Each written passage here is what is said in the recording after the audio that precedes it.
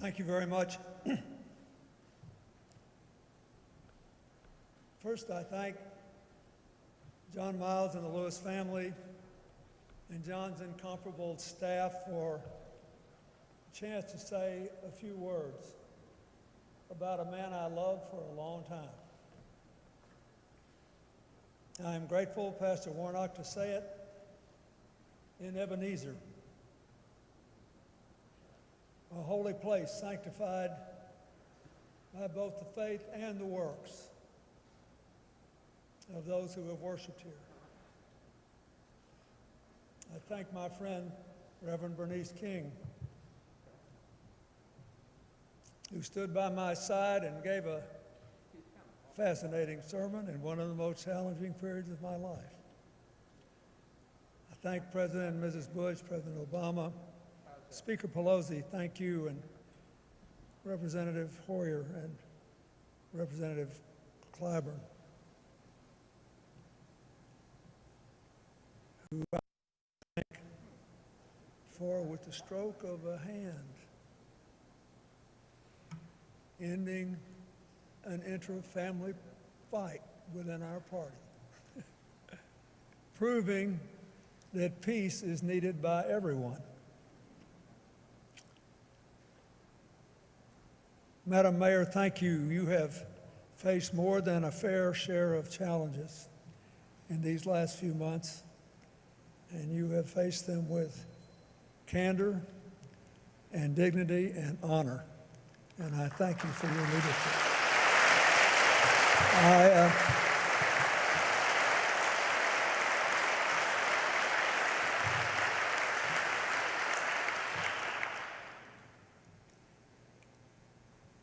I must say,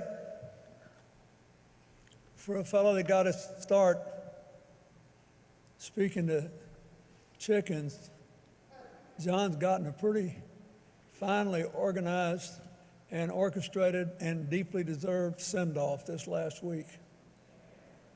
His homegoing has been something to behold. I think it's important that all of us who loved him remember that he was, after all, a human being. A man like all other humans, born with strengths that he made the most of when many don't. Born with weaknesses that he worked hard to beat down when many can't. But still a person. It made him more interesting, and it made him, in my mind, even greater. 20 years ago, we celebrated the 35th anniversary of the Selma March, and we walked together along with Coretta and many others from the movement who are no longer with us. We're grateful for Andy Young and Reverend Jackson and Diane Nash and many others who survive. But on that day, I got him to replay for me a story he told me when we first met back in the 1970s. And I said, you know, I was just an aspiring whatever Southern politician and hadn't been elected governor, and he was already a legend. So I said, John, what's the closest you ever actually came to getting killed doing this? And he said, well, once we were at a demonstration and I got knocked down on the ground and people were getting beat up pretty bad, and all of a sudden I looked up and there was a man holding a long, heavy piece of pipe, and he lifted it and was clearly going to bring it right down into my skull. And at the very last second, I turned my neck away, and then the crowd pushed him a little bit. And a couple of seconds later, I couldn't believe I was still alive. I think it's important to remember that. First, because he was a quick thinker. And secondly, because he was here on a mission that was bigger than personal ambition. Things like that sometimes just happen, but usually they don't. I think three things happened to John Lewis long before we met and became friends that made him who he was. First, the famous story of John at 4 with his cousins and siblings holding his aunt's hand, more than a dozen of them, running around in a little old wooden house as the wind threatened to blow the house off its moorings, going to the place where the house was rising and all those tiny bodies trying to weigh it down.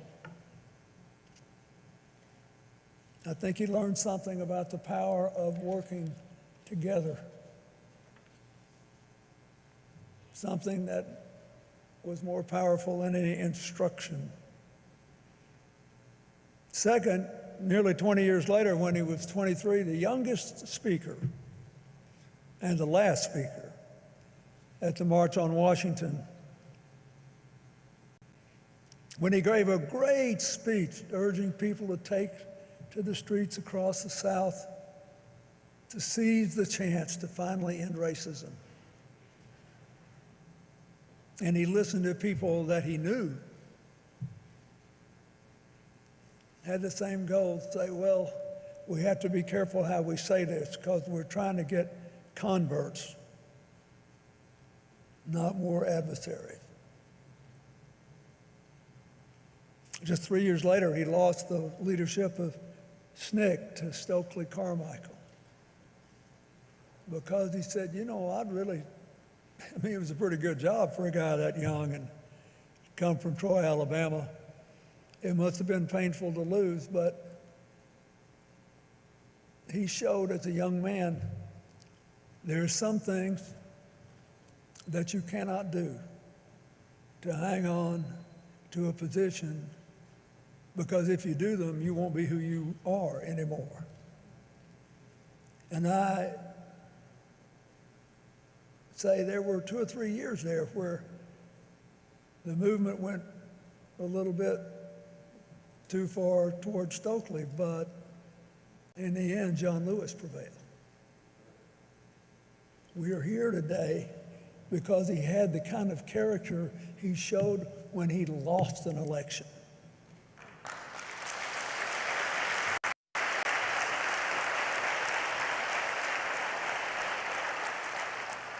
Then there was Bloody Sunday.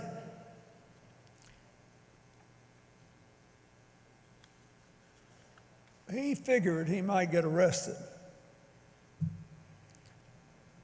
And this is really important, for all the rhapsodic things we all believe about John Lewis. He had a really good mind, and he was always trying to figure out, how can I make the most of every single moment? So he's getting ready to march from Selma to Montgomery. He wants to get across the bridge. What do we remember? He cut quite a strange figure. He had a trench coat and a backpack. Now, young people probably think that's no big deal, but there weren't that many backpacks back then. And you never saw anybody in a trench coat looking halfway dressed up with a backpack. But John put an apple, an orange, a toothbrush, toothpaste in the backpack to take care of his body because he figured he would get arrested. And 2 books. One, a book by Richard Hofstadter on America's political tradition to feed his mind. And one, the autobiography of Thomas Merton, a Roman Catholic Trappist monk who was the son of itinerant artists making an astonishing personal transformation. And what's a young guy who's about to get his brains beat out and planning on going to prison doing, taking that? I think he figured that if Thomas Merton could find his way and keep his faith and believe in the future, he, John Lewis, could too. And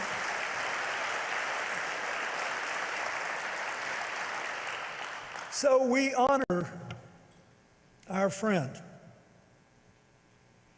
for his faith and for living his faith, which the scripture says is the substance of things hoped for, the evidence of things unseen. John Lewis was a walking rebuke to people who thought, well, we ain't there yet and we've been working a long time. Isn't it time to bag it? He kept moving. He hoped for and imagined and lived and worked and moved for his beloved community. He took a savage beating on more than one day. And he lost that backpack on Bloody Sunday. Nobody really knows what happened to it. Maybe someday someone will be stricken with conscience and give some of it back. But what it represented never disappeared from John Lewis's spirit. We honor that memory today because as a child he learned to walk with the wind, to march with others to save a tiny house. Because as a young man he challenged others to join him with love and dignity to hold America's house down and open the doors of America to all its people. We honor him because in Selma, on the third attempt, John and his comrades showed that sometimes you have to walk into the wind along with it. As he crossed the bridge and marched into Montgomery. But no matter what, John always kept walking to reach the beloved community. He got into a lot of good trouble along the way, but let's not forget, he also developed an absolutely uncanny ability to heal troubled waters. When he could have been angry and determined to cancel his adversaries, he tried to get converts instead. He thought the open hand was better than the clenched fist.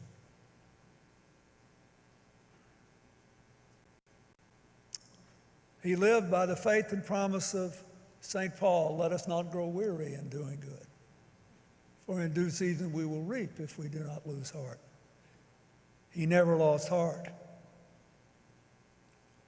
He fought the good fight, he kept the faith, but we got our last letter today on the pages of the New York Times. Keep moving. It is so fitting on the day of his service, he leaves us our marching orders. Keep moving. 20 years ago when I came here after the Selma March to a big dinner honoring John and Lillian and John Miles, you had a big afro. And it was really pretty. And your daddy was giving you grief about it, and I said, John, let's don't get old too soon. I mean, if I had hair like that, I'd have it down to my shoulders. But on that night, I was almost out of time, and people were to be present, and people were asking me, well, if you could do one more thing, what it would be, or what do you wish you had done that you didn't, and all that kind of stuff. And someone asked me that night, because I had many friends in Atlanta, and I said, if I could just do one thing, if God came to me tonight and said, okay, your time's up, you got to go home, and I'm not a genie, I'm not giving you 3 wishes. One thing, what would it be? I would infect every American with whatever it was that John Lewis got as a 4-year-old kid and took through a lifetime to keep moving in the right direction. and keep bringing other people to move, and to do it without hatred in his heart, with a song, to be able to sing and dance. As John's brother Freddie said in Troy, keep moving to the ballot box, even if it's a mailbox. And keep moving to the beloved community. John Lewis was many things, but he was a man, a friend in sunshine and storm, a friend who would walk the stony roads that he asked you to walk, that would brave the chastening rods he asked you to be whipped by, always keeping his eyes on the prize, always believing none of us will be free until all of us are equal. I just loved him. I always will. And I'm so grateful that he stayed true to form. He's gone up yonder and left us with marching orders. I suggest, since he's close enough to God to keep his eye on the sparrow and us, we salute, suit up, and march on.